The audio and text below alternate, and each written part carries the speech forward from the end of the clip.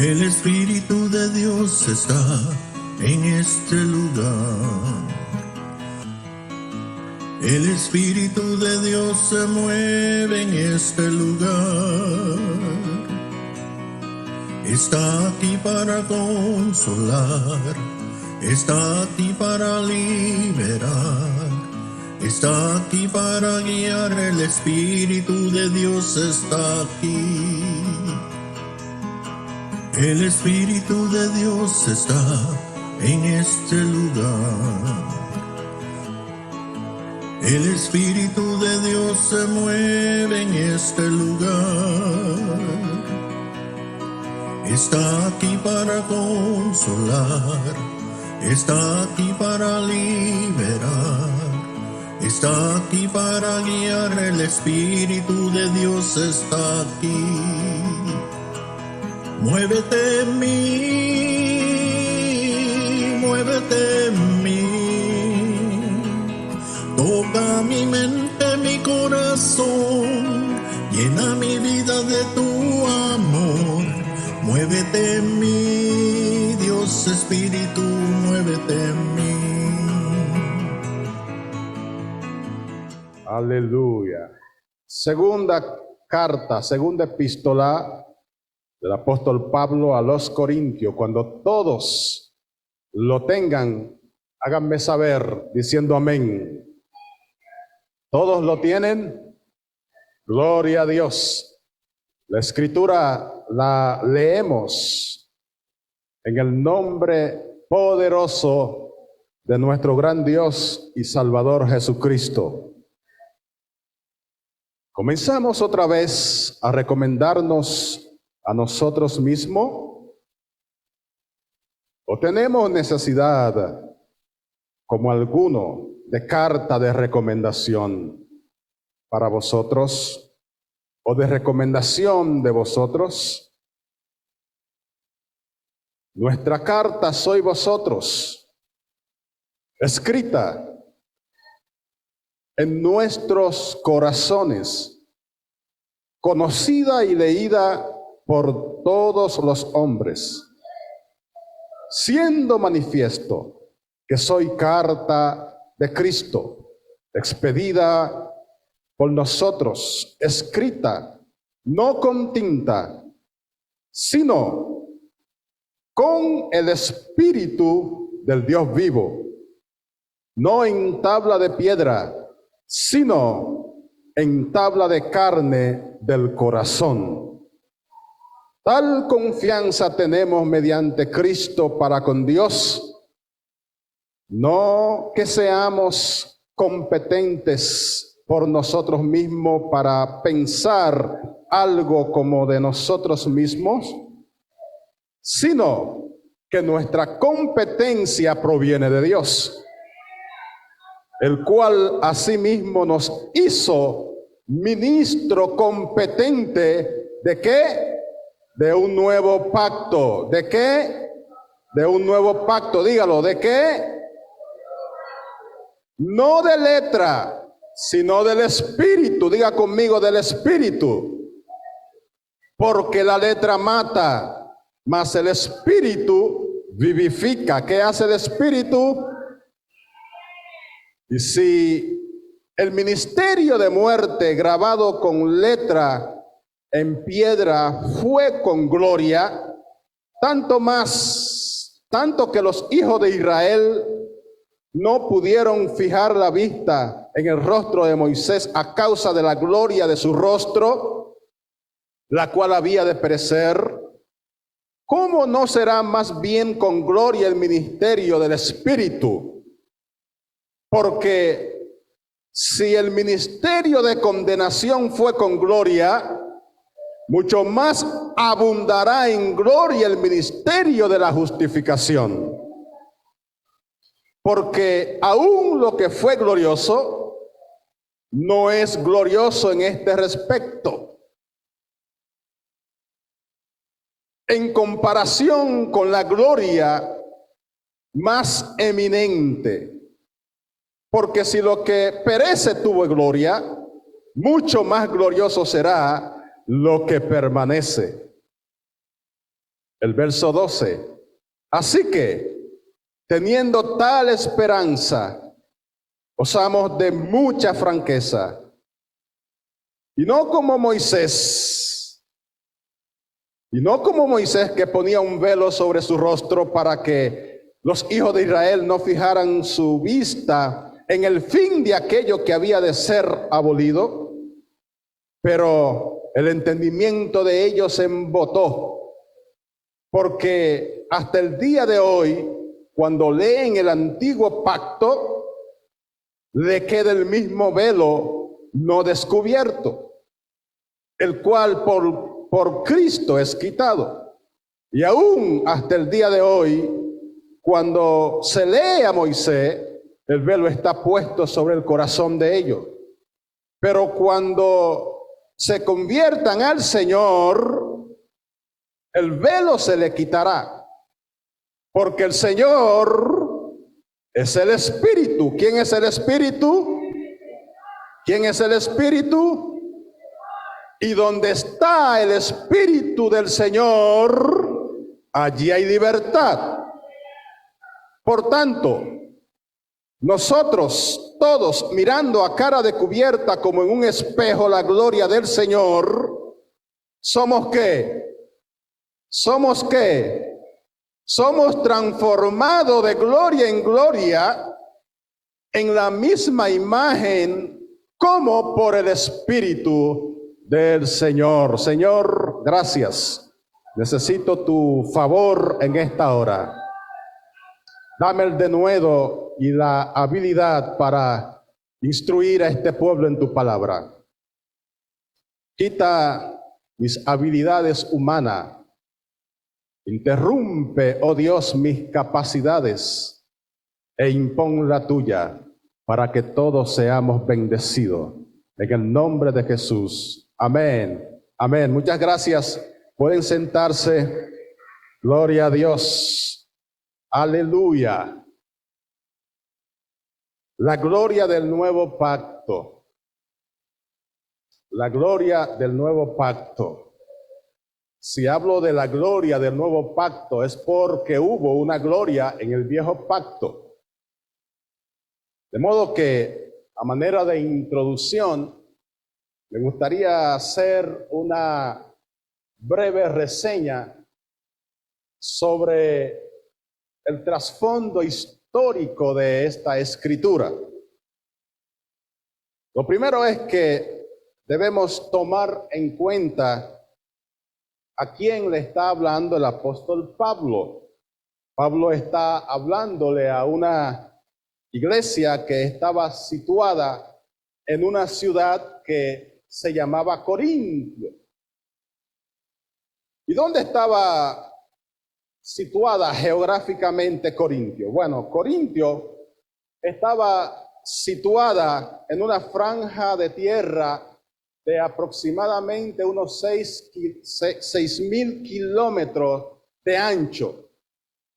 Y geográficamente estaba situada en la parte continental de Grecia, al extremo sureste de Europa.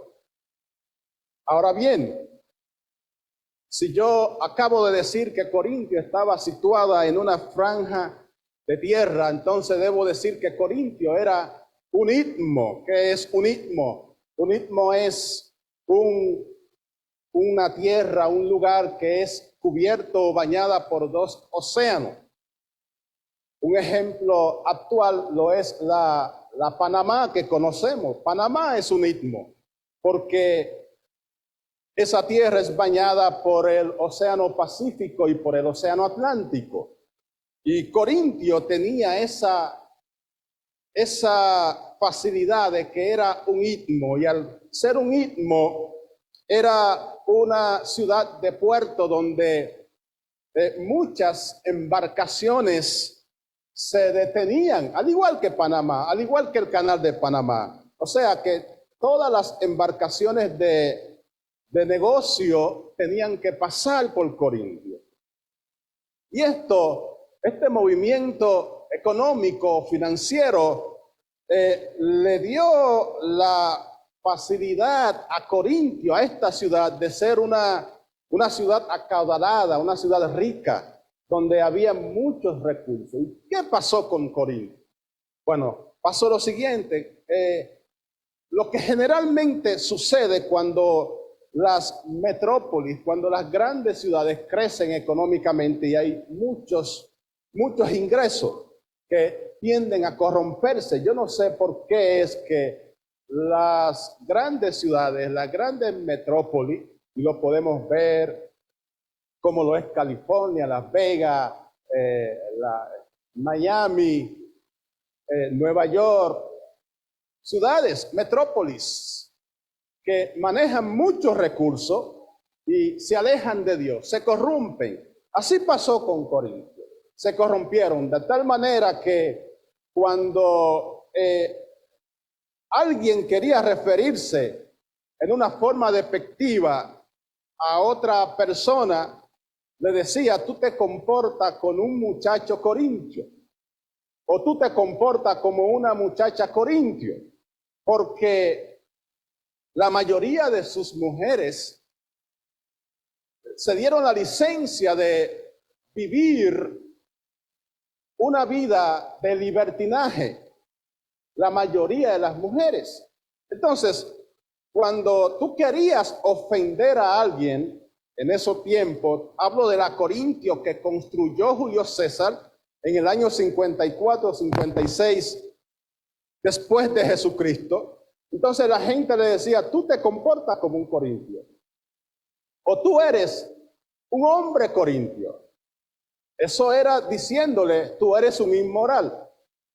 Eso era diciéndole: tú no tienes buenos modales. Gloria a Dios.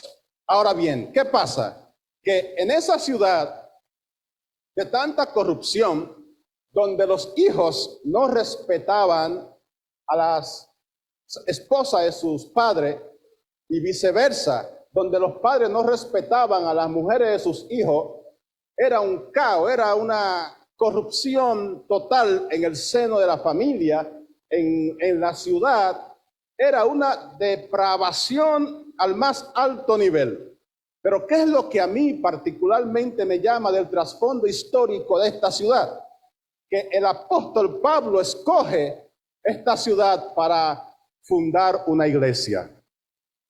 Porque Pablo entendía muy bien aquel principio que él mismo enseñó, que donde abunda el pecado, sobreabunda la gracia de Dios. Y Pablo sabía que aunque en Corintio había mucho pecado, Pablo sabía que aunque la situación de depravación era grande en aquel lugar, Pablo estaba convencido que la gracia de Dios podía romper con ese paradigma de maldición que había en aquel lugar. Y Pablo funda una iglesia poderosa, una iglesia explosiva, una iglesia única, singular. Esta iglesia manifestaba los 9 dones del Espíritu Santo. Los 9 dones del Espíritu la manifestaba la iglesia a los corintios. Hablaban en lengua, profetizaban, tenían don de sanidades, tenían don de profecía.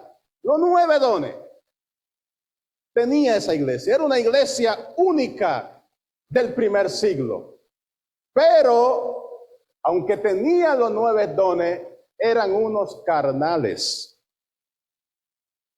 Eran unos peleones. Eran unos problemáticos. Tenían dones. Y los cultos eran explosivos. Pero no tenían modales. No temían a Dios.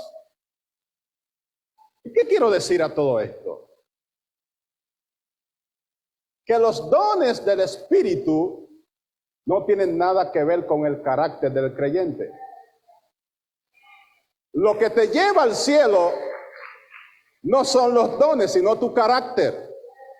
Y yo he visto a muchos cristianos muy bien intencionados, muchos cristianos con dones fulminantes y que son muy usados, pero su carácter es un desastre. Y yo prefiero tener buen carácter y no tener don. Porque al final del día, el don es del Espíritu. Así que esta gente eran más pentecostales que todos los que estamos aquí, pero eran unos desordenados. Entonces Pablo le escribe una primera carta. Y a ellos parece como que no le gustó lo que Pablo le escribió. Y como no le gustó, pues Pablo volvió y le escribió otra segunda carta. Eso indica que el problema que había allí era grande. Porque con una carta no pudo resolver el problema. Entonces le escribió una segunda. Y en esta segunda carta, ellos están recriminándole a Pablo porque no le gustó la corrección que él le hizo. Y estaban pidiéndole a Pablo que para Pablo visitarlo a ellos, tenía que llevar una carta de recomendación. Y Pablo le dice, ¿acaso yo necesito una carta de recomendación para ir a ustedes? Si yo fui quien lo fundé a ustedes, si yo fui quien levanté esa iglesia, ustedes me están pidiendo a mí una carta de recomendación, pero era un pretexto para evitar la corrección. Entonces, Pablo le dice, la carta son ustedes y soy yo. La carta son ustedes y soy yo. Ahora yo pregunto aquí, ¿qué es una carta? Una carta es una comunicación. Diga conmigo, una carta es una comunicación. Lo voy a repetir otra vez. Una carta es una comunicación entre dos personas. Cuando yo escribo una carta, estoy comunicando ¿qué? Un Ustedes están como tímidos. Cuando usted escribe una carta para alguien, ¿qué usted está haciendo? Está comunicando un mensaje. Entonces, la carta es un vehículo de comunicación. O sea, si yo quiero decirle algo a ustedes y estoy distante, yo redacto una carta y se la envío. Entonces, en la carta hay un remitente, que es el que le escribe, y hay un receptor, que es quien la recibe. Pero Pablo dice, ustedes son carta de Jesucristo. Es impresionante esto. Lo que quiere decir que lo que Dios quiere comunicarle al mundo, lo escribe a través de ti, a través de mí. Porque nosotros somos, dice el texto, nosotros somos la carta de Jesucristo. No, parece que no me entendieron. Nosotros somos la carta de Jesucristo. Cuando el mundo necesita leer el mensaje correcto acerca de Dios, tienes que leerte a ti, tienes que leerme a mí. Porque yo aporto el mensaje de Jesucristo. Y el texto dice, nosotros somos carta de Jesucristo leída por todos los hombres. Por todos los hombres. Yo porto un mensaje de gloria, tú portas un mensaje de gloria. Cuando los hombres de todo el mundo te lean a ti, van a leer la gloria de Dios que tú portas. Aleluya. Gloria a Dios.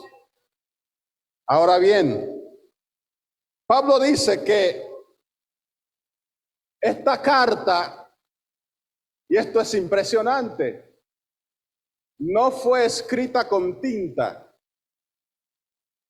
ni fue escrita en la hoja de un papel, ni fue escrita en tabla de piedra, sino que fue escrita por el Espíritu del Dios vivo.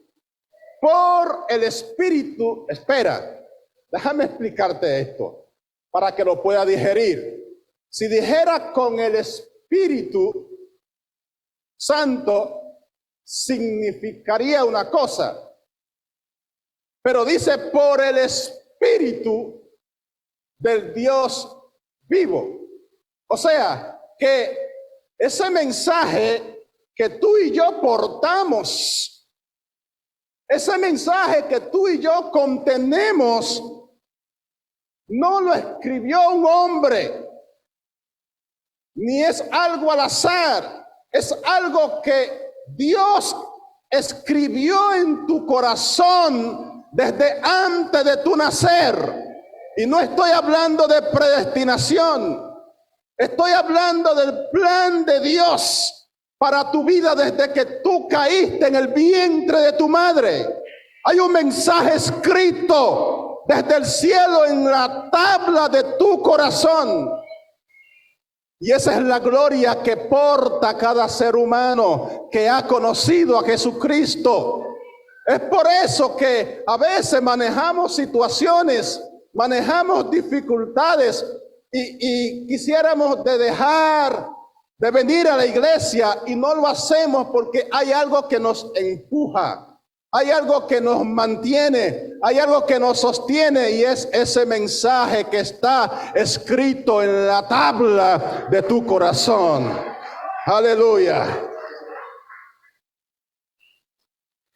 Y lo que quiere decir también que fue escrito por el Espíritu del Dios vivo, que es un mensaje que tiene vida, no caduca, no tiene fecha de vencimiento, es un mensaje vigente. Déjame usar un término actualizado, es un mensaje vigente, es un mensaje, o sea, yo tengo mensaje hoy y mañana tengo mensaje mañana y pasado tengo mensaje, porque es un mensaje que el Espíritu es el que lo inspira. Es un mensaje vivo que no muere, que no tiene límite. Aleluya. Pero déjame resumir para poder llegar a donde queremos. La palabra dice en Éxodo capítulo 33, hablando el apóstol Pablo, porque este capítulo 3 de 2 Corintios lo que está relatando es el episodio de Éxodo 33.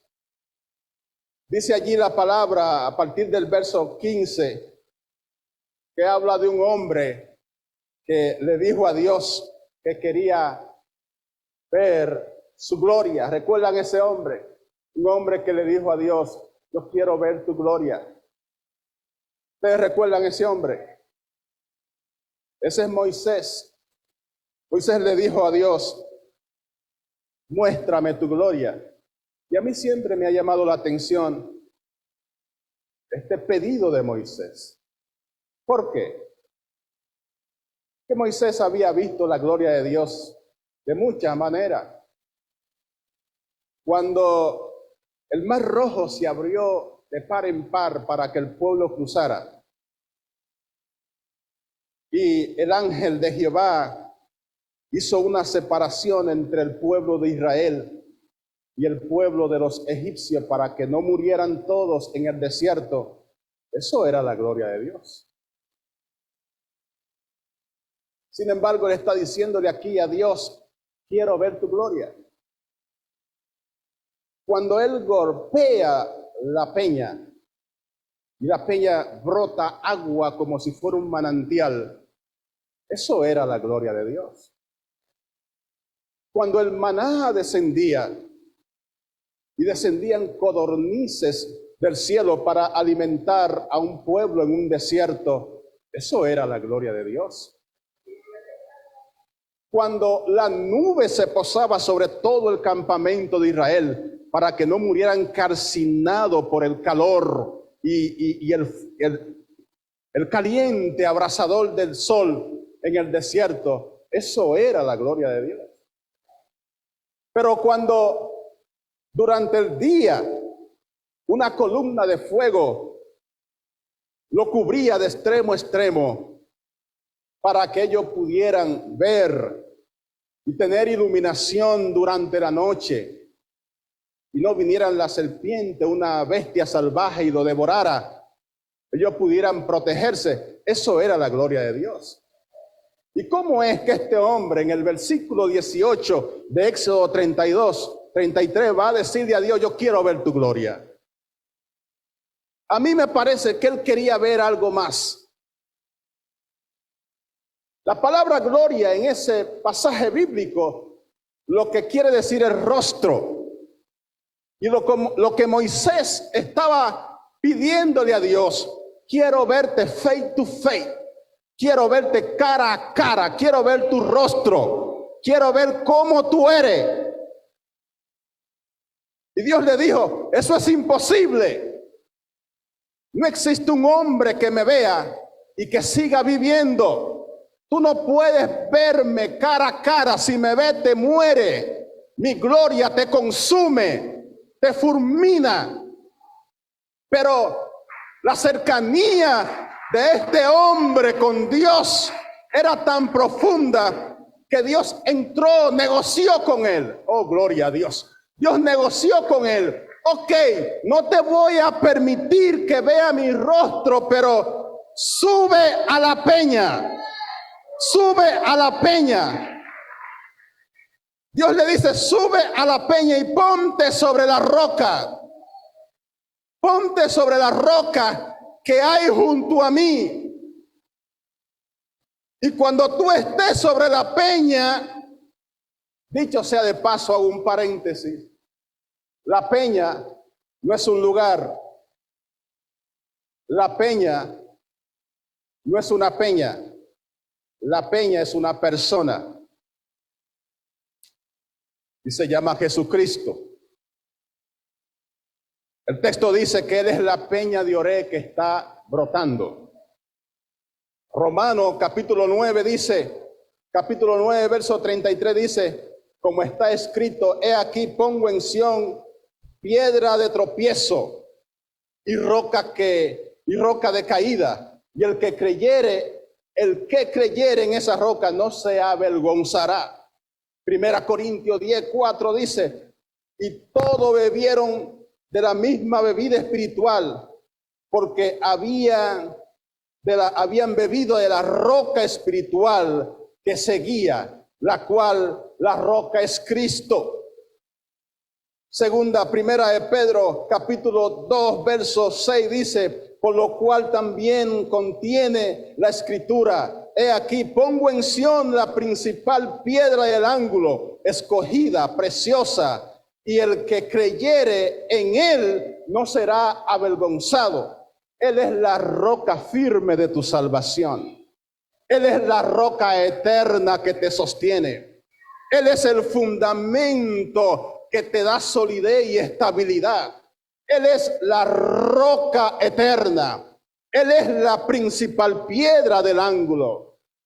La piedra que los edificadores desecharon, dice el apóstol, ha venido a ser la piedra principal del ángulo. Esa roca se llama Cristo. Cristo es la roca de mi salvación. Cristo es la roca de mi familia.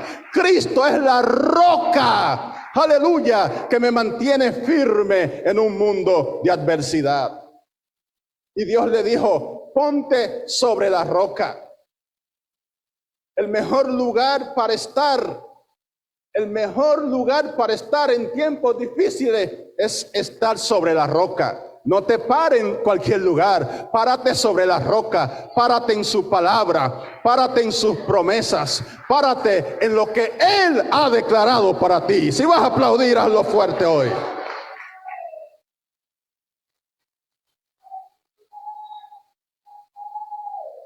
Ahora bien, Jehová le dice a Moisés, ponte sobre la roca. Y esto no bastó. También le dijo, ponte detrás de la hendidura. Ustedes saben lo que es una hendidura. Yo soy campesino. Una hendidura, por ejemplo, las casas que son de madera, a veces tienen abertura, o debajo de la puerta, ese espacio que queda, que traspasa la luz de un lado a otro, eso es una hendidura. Es algo bien, imagínense que yo trate de verlo a usted por una hendidura, uno no tiene una buena vista. Y Dios le dice, ponte sobre la roca y ponte detrás de una hendidura. O sea que lo que Moisés iba a ver era muy mínimo. Era muy mínimo. Pero Dios quería protegerlo para que la gloria no lo consumiera. Ahora bien, en hebreo la palabra hendidura tiene 3 significados. ¿Cuántos significados? 3 significados. Número 1, significa crucifixión. Número 2, significa muerte. Y número 3, significa herida. Lo que tipológicamente estaba pasando en ese cuadro de Jehová con Moisés era una manifestación de la gracia de Dios. Aún en el Antiguo Testamento, ni siquiera Moisés pudo ver la gloria de Dios si no se hubiese escondido detrás de las heridas de aquel que fue a la cruz del Calvario. No hay forma, no hay manera. Escúchame bien, espera. No hay forma, no hay manera, no hay método de que podamos ver la gloria de Dios si no nos escondemos detrás de las heridas de aquel que fue a la cruz del Calvario. Y Moisés se escondió detrás de la herida de la roca. Y dice la Escritura que detrás de la hendidura, Dios le dice, cuando yo pase, vas a ver mi espalda. Déjame explicarte esto. Si yo estoy aquí y paso, y usted ve mi espalda, es porque ya yo pasé. No me está viendo de frente. Si yo paso y usted lo que está viendo es mi espalda, es porque ya yo pasé. Lo que quiere decir es que Moisés lo que vio detrás de la hendidura fue lo que quedó de Dios. Cuando él miró por la hendidura, ya Dios había pasado. El residuo de Dios fue lo que él pudo ver.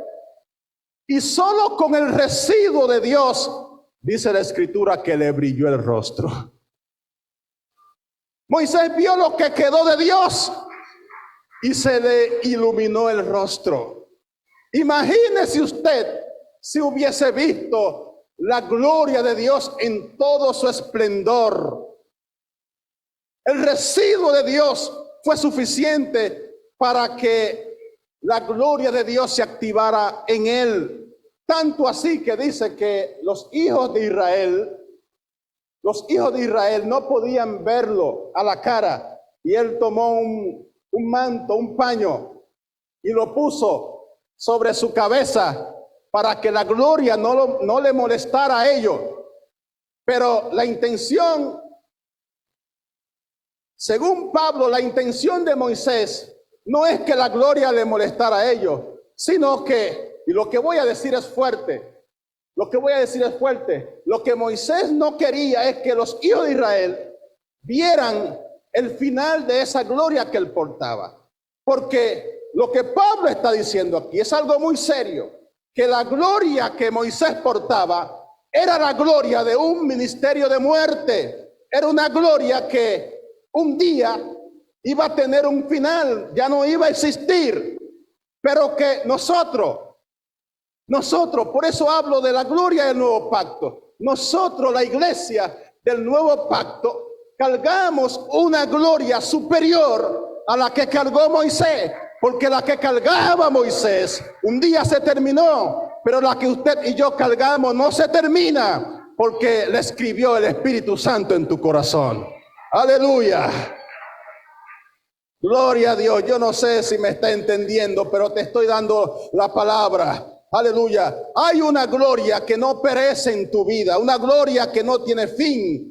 Aleluya, porque esa gloria la escribió el Espíritu Santo. Es la gloria del nuevo pacto. Es la gloria del Nuevo Testamento. Ya la de Moisés, dice Pablo, que fue la de un ministerio de muerte, pero la que tú y yo portamos, porta vida y salva vida. Gloria al Señor. Ahora bien, y ya voy concluyendo. Ya voy concluyendo. Pablo también dice que ese mensaje que nosotros portamos, ese mensaje que usted y yo portamos, es el mensaje que nos define en Dios. 1 Corintios capítulo 5, versos 16 y 17 dice, de manera que nosotros de aquí en adelante a nadie miramos según la carne. De aquí en adelante a nadie miramos según la carne. Y aún si Cristo conocimos según la carne, ya no lo vemos así. Generalmente nosotros malinterpretamos este pasaje bíblico, porque no lo ajustamos en el contexto que el apóstol está siendo inspirado. Ustedes todos conocen a Pablo. ¿Quién era Pablo? Un perseguidor de la iglesia, un criminal, un enemigo de Dios, un asesino, un aliado del sistema religioso que se oponía al plan de Dios. Y todos ustedes saben qué pasó de camino a Damasco. De camino a Damasco tuvo un encuentro con el Señor Jesucristo.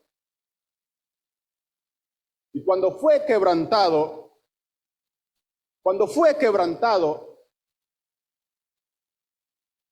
lo primero que salió de sus labios fue, ¿quién eres, Señor? ¿Qué es lo que quiero resumir a todo esto? Que siendo Pablo un perseguidor de la iglesia, un enemigo de Dios, algunos expertos dicen que él estaba sinceramente equivocado. Pero teniendo él esa condición, Dios siempre tuvo planes con él. Porque había un mensaje escrito en su corazón. Y ese mensaje escrito se manifestó en el corazón de Pablo de camino a Damasco. Cuando Pablo por fin descubre que Dios tenía planes con él, aun cuando era un adversario de la iglesia, él se da cuenta que Dios tenía planes con él. Y cuando ese mensaje o esa gloria se manifiesta en el corazón de Pablo, entonces se convierte en uno de los hombres más poderosos de la iglesia del primer siglo. ¿Qué quiero decir a todo esto?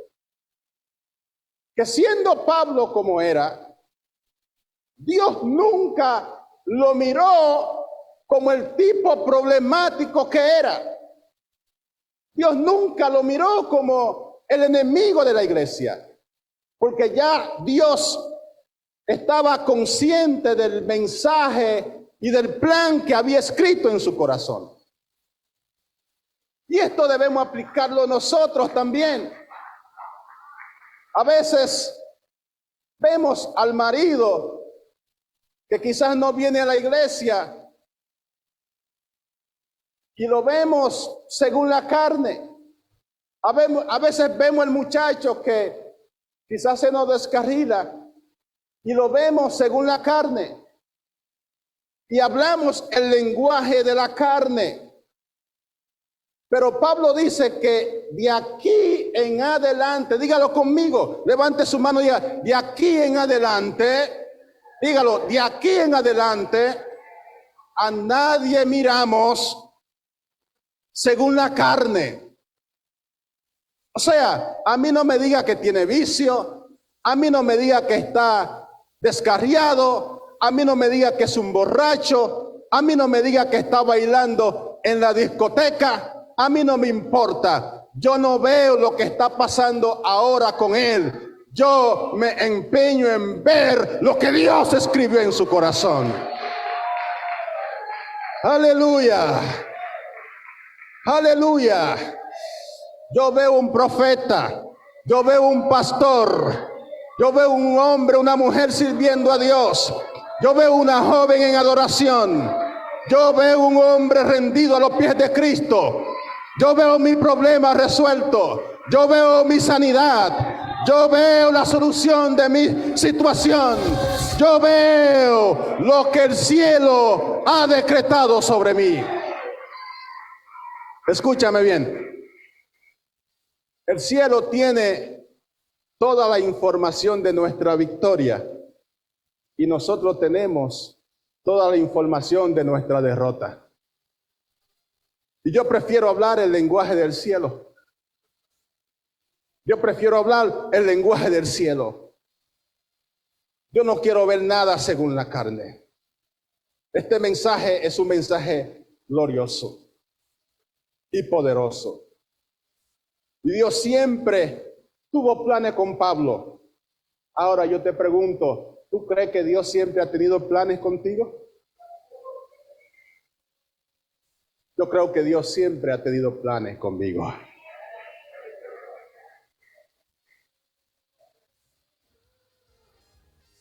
Yo no estuviera aquí parado en este altar si el plan de Dios no abrazara. Yo no estuviera ahí sentado.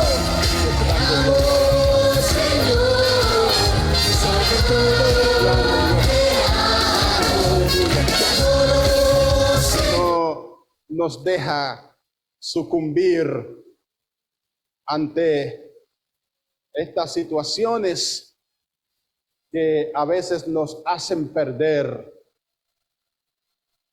la pasión y el sueño de Dios.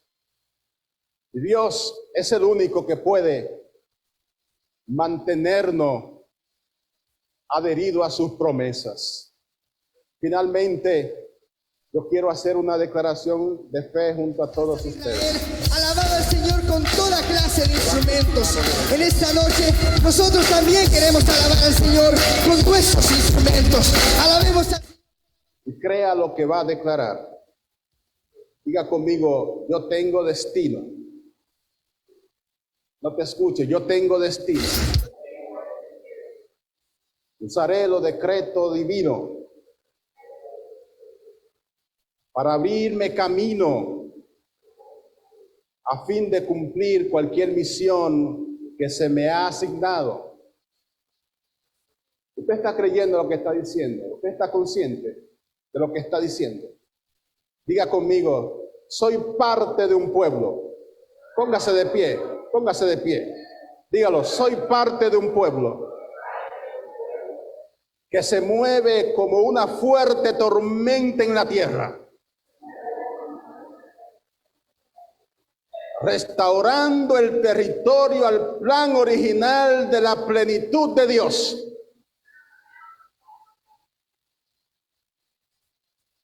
Diga conmigo, soy parte de un pueblo que como su Salvador permanecerá dentro de las promesas y de la frontera que han sido establecidas.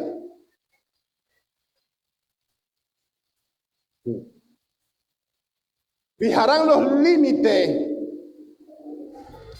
que fueron violados. Diga conmigo, soy parte de un pueblo que con fuerza y poder de guerra, capaz de vencer, diga conmigo, a principados, a potestades, gobernadores, huestes espirituales de maldad, para establecer la plataforma de mi victoria. ¿Lo está creyendo? Diga conmigo, la fe es la causa de la victoria. Tiene que repetir esto, la fe es la causa de la victoria. Para mantener el avivamiento con un resultado extraordinario. Avivamiento en mi casa, avivamiento en mi familia, avivamiento en mi corazón, avivamiento en mi iglesia, avivamiento en mi organización. Ahora pregúntese, ¿qué tipo de resultado? Dígalo, ¿qué tipo de resultado? Ahora declare, miles de almas salvadas, miles de almas bautizadas en agua. Dígalo, miles de almas bautizadas en el fuego del Espíritu. Diga, miles comprometidos con una vida de santidad. Repita eso, miles comprometidos con una vida de santidad. Miles comprometidos con la multiplicación de mi finanza, con la multiplicación de mi iglesia. Diga conmigo, esfuérzate, actúa, porque el Señor tu Dios está contigo donde quiera que vaya. Diga conmigo, yo lo creo, yo lo creo. Esa gloria, dígalo, esa gloria que habló Pablo se va a manifestar en mi vida. El infierno, el enemigo, las adversidades no podrán detenerme, porque soy parte, dígalo, de un pueblo que porta una gloria de un nuevo pacto. Vamos a adorar al Señor.